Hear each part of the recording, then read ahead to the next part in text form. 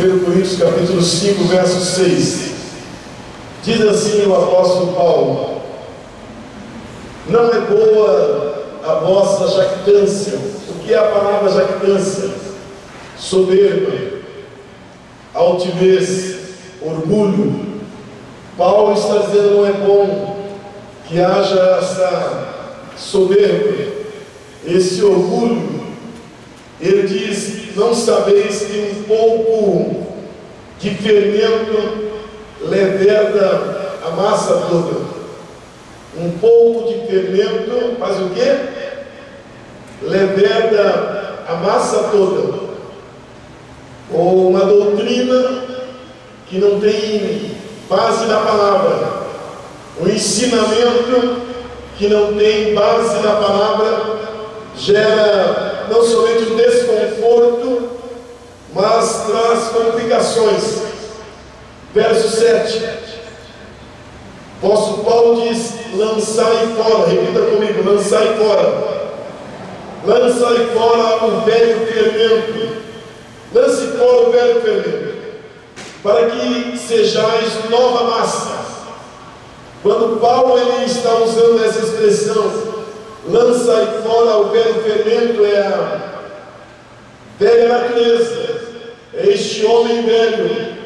Lançai fora essa tradição, esse ensinamento que não tem base na graça, na pessoa de Jesus. Como sois sem fermento, pois também Cristo nosso Cordeiro Pascal foi imolado. Por isso celebremos a festa, não com o velho fermento. Celebremos o que mesmo? A festa, não com o velho fermento, nem com o fermento da maldade e da malícia, e sim com os asmos da sinceridade e da verdade. Você pode repetir comigo, por favor, o verso de número 8? Repita comigo o verso 8. Por isso, celebremos a festa, não com o velho fermento, nem com o fermento da maldade, da malícia, e sim com os asmos da sinceridade e da verdade. Infelizmente, nesses dias que antecedeu esse dia chamado Páscoa, ou dia da Páscoa, a gente observou, e provavelmente você também observou, você viu que algumas pessoas, elas não têm um discernimento, uma percepção do que é a Páscoa, o verdadeiro sentido da Páscoa, o verdadeiro significado da Páscoa. O que é que aconteceu? O que é que Deus quer falar? Infelizmente, esses dias chamados Páscoa, ou esses dias que antecederam a Páscoa, tornou-se um comércio, um capitalismo selvagem, tornou-se um momento de interesses pessoais, um materialismo. Na verdade, há uma distorção da verdadeira Páscoa. O que é a Páscoa? O que significa a Páscoa? Em que momento foi instituída a Páscoa? Qual é o propósito? Qual foi o propósito? O que é que tem a ver comigo, com você, conosco, a Páscoa hoje? Quem é a Páscoa hoje? Então, infelizmente, algumas pessoas, elas celebraram sem saber o que estavam celebrando. Algumas pessoas, elas disseram Feliz Páscoa, ou distribuíram chocolate ou ovo de Páscoa, sem discernir verdadeiramente sentido. O que é que há por trás? Então nós estamos vivendo literalmente aquilo que Jesus disse lá atrás. Lembram que uma certa vez Jesus entrou no templo, lembram disso? Jesus entrou no templo e a Bíblia diz que Jesus teve uma atitude lá no templo, porque estavam fazendo no templo um lugar de comércio, estavam fazendo no templo um lugar de negócio, estavam fazendo no templo um lugar de barganha. O templo tornou-se uma casa de negócio, bolsa de valores. E Jesus entra no templo, ele fica indignado. E ele diz: olha, a minha casa, ela não é casa de negócio. A minha casa não é casa de barganha, mas a minha casa é lugar de oração, é lugar de louvor, é lugar de cultuar o meu nome, de invocar o meu nome, é lugar onde as pessoas, elas chegam para adorar, ouvir, ser abençoada, sair abençoada, mas infelizmente estão fazendo do templo um lugar de negócio. E Jesus, ele é muito duro, ele é veemente, e ele diz: olha, minha casa não pode ser isso. Então vocês vão te convir comigo que infelizmente há uma distorção hoje. Eu quero reiterar o que eu disse no início. Não vim aqui para estragar qualquer tipo de sentimento que porventura você teve durante o dia, ou porventura você ainda vai ter. Mas olhe bem nos meus olhos, olhe para mim. Mas você não pode fazer as coisas na ignorância. Você não pode ser manipulado, manipulada. Você não pode ser persuadido ou persuadida sem um discernimento, sim ou não? Sabe por quê? Algumas coisas nesse país estão como estão, porque as pessoas, elas não leem, as pessoas não têm instrução, não querem ter instruções. Um povo que não tem conhecimento de Deus, ele é induzido. Qualquer caminho, qualquer orientação está ótima. Por que você observa as pessoas aceitando passivelmente levar para casa um lenço, achando que o lenço vai resolver o problema? Por que as pessoas, elas aceitam passivelmente levar um saquinho de sal grosso para casa, ou uma rosa, ou uma água? Quando aquela mulher toca em Jesus, diz a Bíblia que ao tocar em Jesus, os discípulos disseram: Senhor, todos te apertam, todos te empurram, todos te acossam, e agora o Senhor está dizendo que alguém te tocou. A mulher toca na veste de Jesus.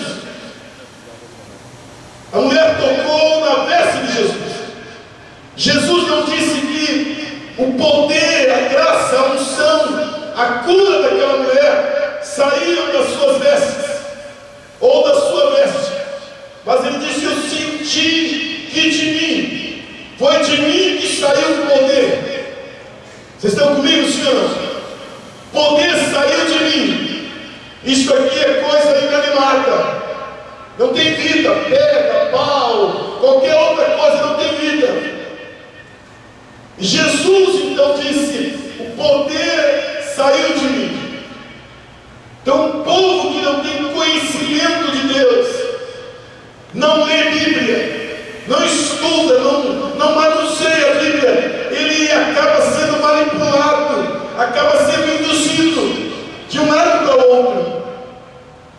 E essa festa dos Hebreus, que começou bem atrás, de uma promessa de Deus para Abraão,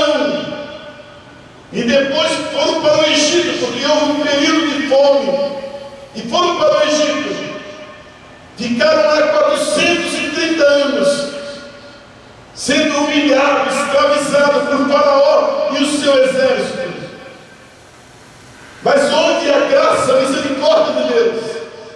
E Deus então faz uma promessa: Deus vai tirá-los de lá. E Deus usa Moisés. Depois de muita humilhação, opressão, perseguições, Deus os arranca. Então a Páscoa tem a ver com os hebreus, com o povo de Deus, de uma promessa lá atrás. O que é a Páscoa? Qual é o sentido? Qual é o significado? Qual é a importância? O que tem a ver comigo? Tem a ver com você? Com a minha história, com a nossa história? Eu poderia encerrar a minha reflexão agora com algumas observações que eu já vou fazer. E você vai poder ter entendimento que a Páscoa é essa libertação do povo. É um povo livre, é um povo restaurado, é um povo que estava debaixo de um jugo, mas Jesus veio para libertar. Amém, amém. Páscoa é isso. Páscoa é libertação, é restauração, é uma nova história, um novo começo, é um povo liberto. É esse momento que Deus os arranca do Egito e diz: vocês vão começar um novo tempo, uma nova história. Não é isso que nós estamos vendo, não é essa aberração que nós vimos. Então você que é pai, você que é mãe, você que tem o seu filho, a sua filha, provavelmente você o presenteou, você entregou a ele, deu de presente um ovo de Páscoa. Mas diga: filho, eu estou lhe presenteando, estou de chocolate para você. Mas eu quero explicar para você, isso não tem nada a ver com a história da Bíblia, não tem nada a ver com a palavra de Deus. Eu quero ensinar você onde começou, onde tudo começou. Porque se você não tiver essa percepção, se você não tiver esse discernimento, é perigoso. Agora, lá no livro de Êxodo, capítulo 12, o verso 26 e o 27, eu quero que você leia comigo. Êxodo capítulo 12, verso 26. E nós vamos usar o livro de Êxodo capítulo 12, a partir do verso 1. Não temos tempo aqui para entrarmos em todos os detalhes desse capítulo 12, porque o capítulo 12 ele é riquíssimo. Aliás, o capítulo 12, ele tem toda a mensagem cristocêntrica, mensagem da Páscoa, mensagem de Cristo, mensagem de Deus para mim e para você nesses dias. Então a palavra Páscoa, ela vem de uma palavra hebraica Pesach, ou Pesach, P-E-2-S-A-C-H, passar por cima, livramento, escape. A palavra Páscoa significa passar por cima, livramento. Diga comigo: livramento. Diga passar por cima. Diga escape. Olha para mim. Deixa eu abrir um parênteses aqui. A palavra de Deus, ela diz que nós temos um adversário, é o diabo. Ele anda ao nosso derredor, procurando alguém para tragar, para devorar. E o salmista diz que o anjo do Senhor, ele acampa-se ao nosso redor para nos dar livramento. Livramento. Então a palavra Páscoa significa escape, passar por cima. Um povo que teve escape, livramento. De quem? Do destruidor. das estratégias. Deixa eu abrir um parênteses para você aqui. Quem tem aliança com Deus, quem tem comprometimento com Deus, quem está em Deus e na palavra de Deus, Deus dá escape, Deus dá livramento, sim ou não? Sim ou não? Não importa se você é de Deus, se você tem comunhão com Deus, se você fez uma aliança com Deus, se você está na palavra, se Cristo está em você, o diabo, com as suas estratégias, vai usar de toda sutileza para tentar tragar você, destruir a sua vida, a sua família. Mas Deus guarda, Deus nos protege. Quantas vezes nós vamos para a faculdade, para o colégio, para o trabalho, vocês não têm ideias dos livramentos, os escapes que Deus nos dá. Tremendo demais. Se nós pudéssemos ver com os nossos olhos carnais a presença de anjos ao nosso lado, Deus nos dando escape, Deus nos dando livramento, porque quem está em Deus, Deus protege. Então a palavra Páscoa significa passar por cima. Passar por cima. Agora eu quero que você, que está com a sua Bíblia aqui em Êxodo capítulo 12. Capítulo 12. Eu quero que você acompanhe comigo, por favor, todos com a sua Bíblia. Permita fazer algumas considerações, bem rápido. Como eu disse, esse capítulo 12, ele é tremendo demais. Mas eu fiz aqui algumas anotações, mas o que eu vou falar agora não está aí na projeção, não está aí no data-show. Então eu quero que você acompanhe comigo. No versículo 1 e 2, diz assim a palavra de Deus: diz o Senhor a Moisés e a Arão na terra do Egito: este mês, diga este mês, este mesmo será o principal dos meses, será o primeiro mês do ano. Este mês será o primeiro, o principal dos meses. Qual é a observação que eu quero fazer aqui? Deus está dizendo: olha, durante anos e anos vocês estiveram vivendo no Egito, no calendário do povo egípcio. Vocês estiveram vivendo tempo, horário, dia, meses do Egito. E agora vocês vão ter um novo tempo, um novo calendário, um novo momento, uma nova história. Vocês agora não vão estar mais subjugados ao povo do Egito. Vocês terão agora um novo tempo na vida de vocês, uma nova história, um novo calendário. A partir de agora, esse verso 1 e verso 2, há várias conjecturas, há vários argumentos. Alguém diz que isto aconteceu a partir do mês de abril ou do mês de maio, eu não sei. Mas a Bíblia está dizendo que eles estariam vivendo um novo tempo, uma nova jornada, uma nova era. Um exemplo: quando você aceita Jesus, quando você entrega o coração para Jesus, alguém lhe pergunta: escuta, você quanto tempo está na igreja? Aí você, na sua simplicidade ou na sua ousadia, você diz: olha, faz um ano que eu nasci de novo, 2 anos, 10 anos.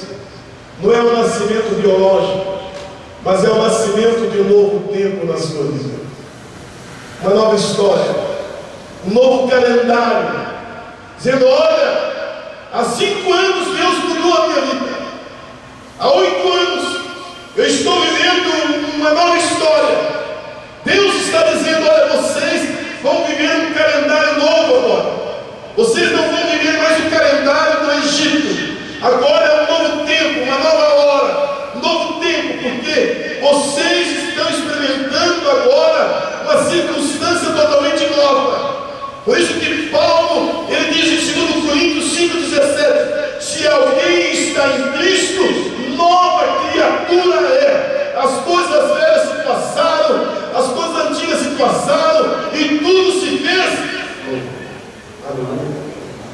nasceram de novo, que diga amém. Alguns 10 anos, outros 5 anos, outros recentemente. É um novo tempo. Mas olhem para o versículo de número 13, 4, por favor. Êxodo capítulo 13, o verso de número 13, verso 4. Falai a toda a congregação, falai a toda a congregação de Israel, dizendo: aos 10 desse mês, cada um toma para si um cordeiro, segundo a casa dos pais, um cordeiro para cada família, um cordeiro para cada família. Mas se a família for pequena, um cordeiro, então convidará ele o seu vizinho mais próximo, conforme o número das almas, conforme o que cada um puder comer. Por aí calculareis quanto bastem para o cordeiro. O que isso significa? O que isso tem a ver? Qual é o ensinamento prático hoje? Que esse cordeiro, que é Jesus, Cordeiro de Deus, ele não veio para uma pessoa tão somente, mas aqui está falando de pessoas, de nações, de povos, de tribos, de famílias, de etnia.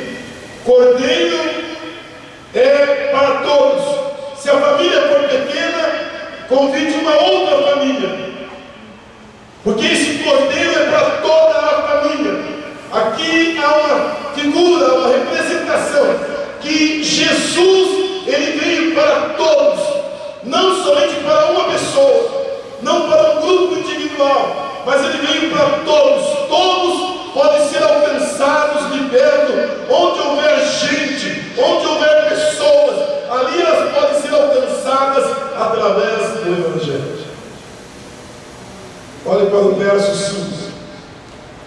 Versículo 5, diz: o cordeiro tem que ser sem, o cordeiro tem que ser sem defeito. O cordeiro tem que ser sem defeito. Não pode ter pulga, não pode ter mancha, não pode ter pé quebrado, não pode ter nenhum problema.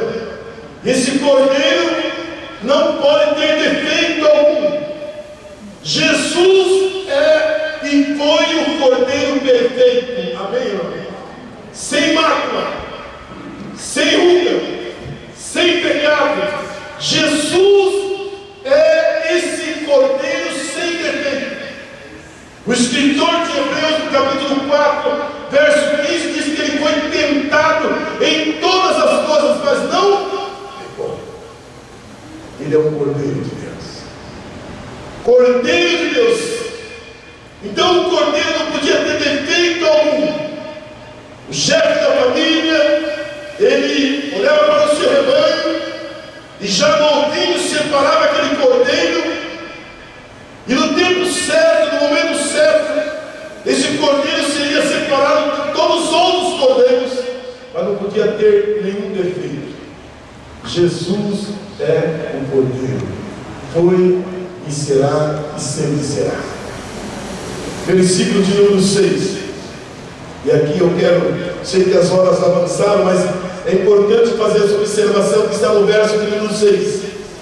Diz a Bíblia: e guardareis até o 14º dia deste mês, e todo o ajuntamento da congregação de Israel ou morará no crepúsculo da tarde. Ou seja, esse cordeiro será preservado.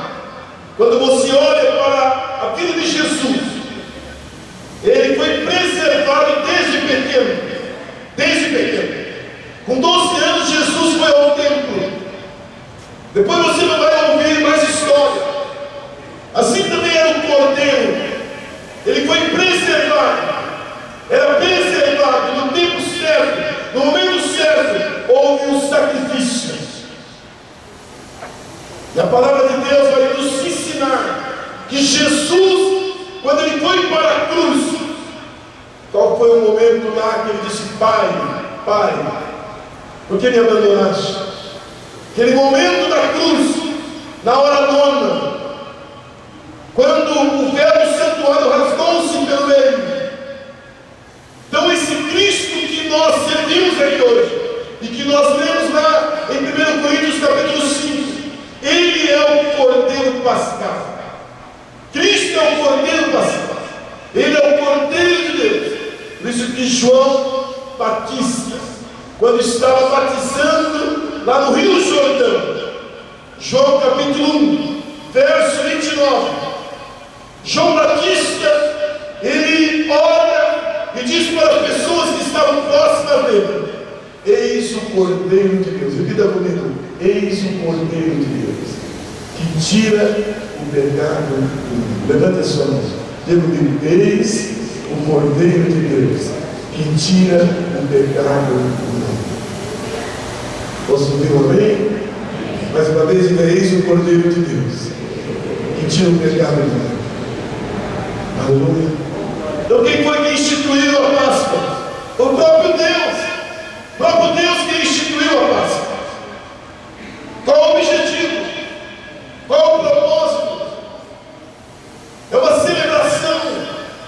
O culto é momento de louvor, de adoração. O culto não pode ser um momento fúnebre, carrancudo, momento sem inspiração. O culto tem que ter alegria. Vocês estão comigo, senhor? Culto tem que ter um agir do Espírito, liberdade. Estamos aqui para adorar, para exaltar aquele que vive, aquele que reina. Por isso que eu fiz questão que nós lêssemos o verso 8 duas vezes. Celebremos esse momento aqui. Páscoa é celebração. Celebração de quê? O porquê? De discernimento, com consciência, com entendimento. Amém, irmão? Glória a Deus. Quantos creem que Deus está aqui? Diga: Deus está aqui. Agora, eu vou pedir que a Bruna que está ali, ela pula alguns tópicos aí, por favor, só para a gente colocar que compunha a mesa dos hebreus. O que havia na mesa? Eu já estou pulando alguns tópicos aí. O que compunha a mesa? Saladas de ervas amargas, pão ácido e um cordeiro sem defeito. Esses três elementos faziam parte da mesa. Salada de ervas amargas, que significava os 430 anos de escravidão. Escravos, oprimidos, perseguidos, maltratados. Saladas de ervas amargas. Pão ácido, qual é o significado? Aflição, dor, gemido. E o que mais? Cordeiro sem defeito. Esse momento que estava ali à mesa, que significa aspersão de sangue nos umbrais das portas, livramento, escape de Deus. Esses três elementos faziam parte da mesa dos hebreus. Aí a gente começa a ver os nossos dias uma distorção sobre a Páscoa. Não tem nada a ver. Não tem nada a ver com os nossos dias, com o nosso momento, com a nossa história, com a história dos hebreus. Agora, repita comigo: Jesus é o Cordeiro de Deus. Diga: Jesus é a nossa Páscoa. Jesus é a paz. Jesus é o restaurador. Jesus é o libertador. Jesus é aquele que foi, que é e sempre será.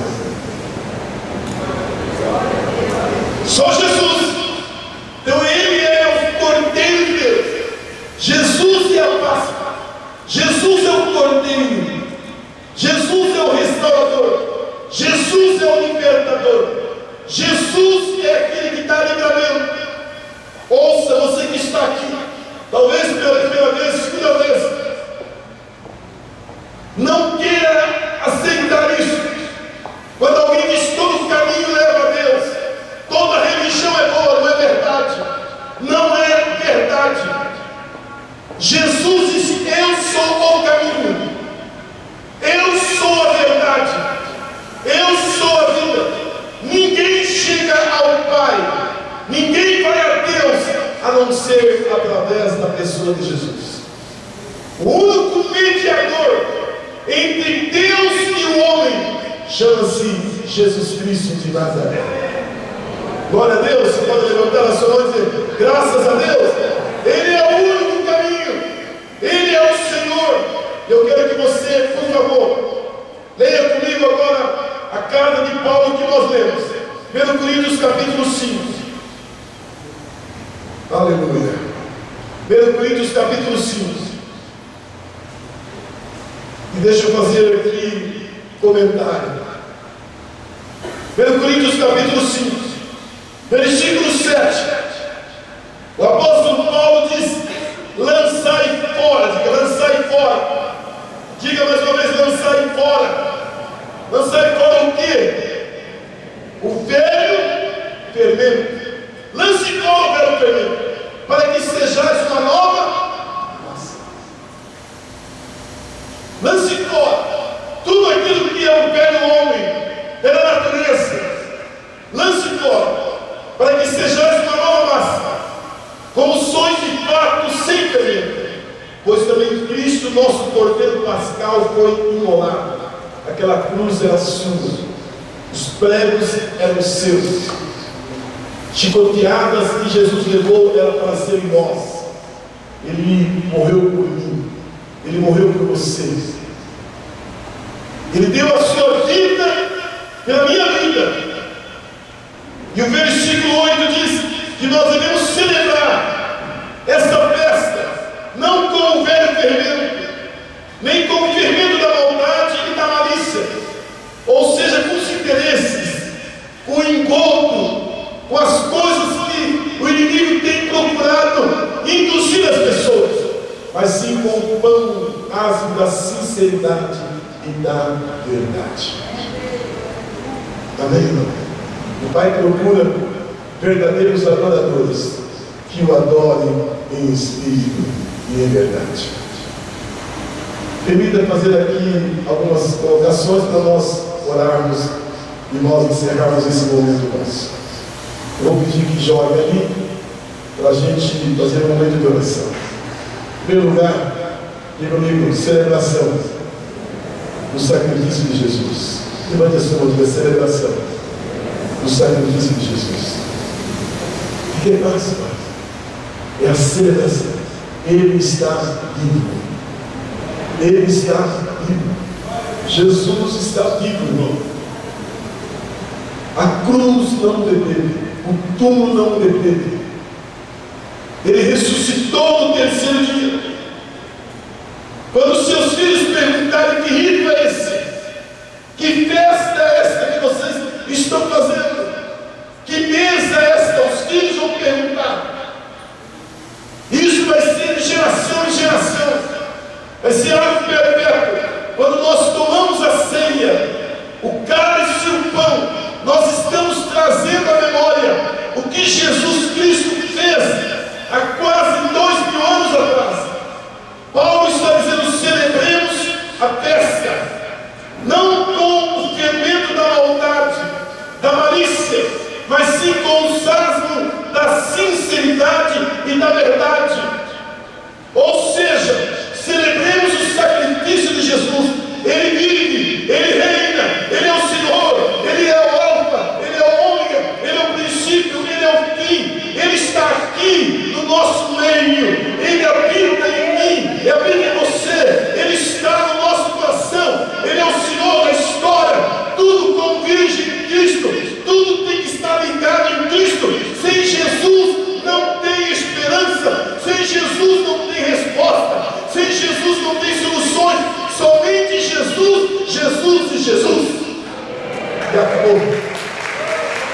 Só Jesus. Não é Maria, não é João, não é Pedro, não é pastor, não é bispo, não é apóstolo, nada disso. Tudo isso é engodo, tudo isso é estratégia maligna, tudo isso é coisas para tirar você do foco da graça de Deus. Somente através das graças de Jesus Cristo que você pode ter comunhão com Deus. Amém. Aleluia. Eu vou ler esses textos. Segundo lugar, que celebração é essa que Paulo está dizendo? É a celebração da libertação das estratégias do maligno. Quantos foram libertos aqui? Digam amém. Quantos eram escravos aqui? Alguns estavam nas drogas, outros estavam no alcoolismo, outros estavam perdidos, outros não tinham esperança. Quantas pessoas que estão aqui? Eu estava esses dias na sala de batismo de um grupo de pessoas que vão batizar, e algumas pessoas eram pastor. Meu coração não via a hora de adentrar as águas do batismo, porque eu entrei um dia nesse templo. Uma pessoa disse: eu entrei no templo. Eu posso falar isso com liberdade, porque a pessoa hoje está aqui, esteve no culto hoje, no primeiro culto. Pessoa culta, inteligente. E olha, eu era uma pessoa sem paz, na droga, no alcoolismo. Mas eu ouvi uma palavra aqui, e quando a pastora estava pregando, o Espírito de Deus tocou em mim, e eu entendi sobre a obediência, e eu quero nascer de novo. Eu tomei uma decisão, eu não vejo a hora de me batizar. Eu não quero tão somente vir à igreja domingo após domingo e não ter compromisso, mas eu quero nascer de novo. Eu quero celebrar, porque Deus me libertou. É isso que Paulo está dizendo. Cristo nos resgatou de toda a maldição.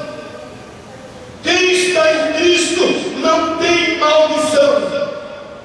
Por que as pessoas, elas adentram o pastor Sérgio, dia após dia, de quebra de maldição? Porque ela não entendeu.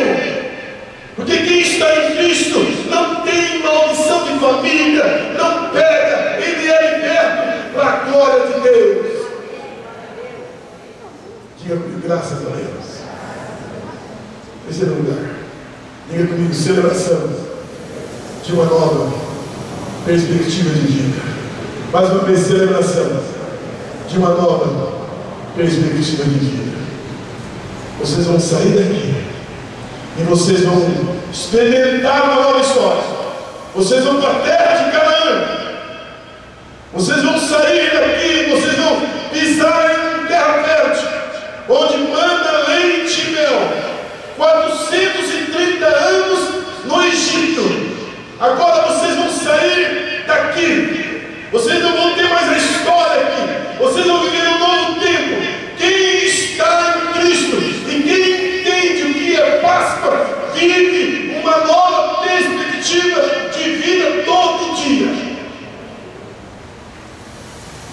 E por último, celebração e desfrutar das promessas de Deus. Diga comigo, celebração e desfrutar das promessas de Deus. Quando o pessoal do louvor vai vir aqui, eu quero fazer algumas colocações. Deus está aqui. E o que é Páscoa? O que é Páscoa? Páscoa é libertação. Páscoa é restauração. Páscoa é um momento novo de um povo. Páscoa é um povo que estavam escravizados, dominados, subjugados, e Deus o liberta, Deus o transforma. Não é isso que nós estamos vendo hoje. Essa distorção, esse capitalismo selvagem, esses interesses pessoais, esse consumismo, isso não é Páscoa. Isso é tudo menos Páscoa. Amém? Você precisa ter a mente aberta, você precisa ter entendimento. precisa ler a Bíblia, estudar a palavra de Deus, ter resposta para algumas indagações, algumas perguntas que as pessoas fazem. Porque se você acaba celebrando aquilo que você não sabe, por que você bate palma aqui? Por que você levanta as mãos? Por que você diz aleluia? Por que você entrega o seu dízimo, a sua oferta? Por que você ajuda missões? E tem que fazer as coisas com consciência, com discernimento. Vocês estão comigo, Senhor? Então que Deus te abençoe nesta noite. Que a gente celebre aqui. E nós vamos encerrar esse momento do nosso culto lendo de maneira pausada, pelo Coríntios 5:8. Eu vou concluir com João 3,16.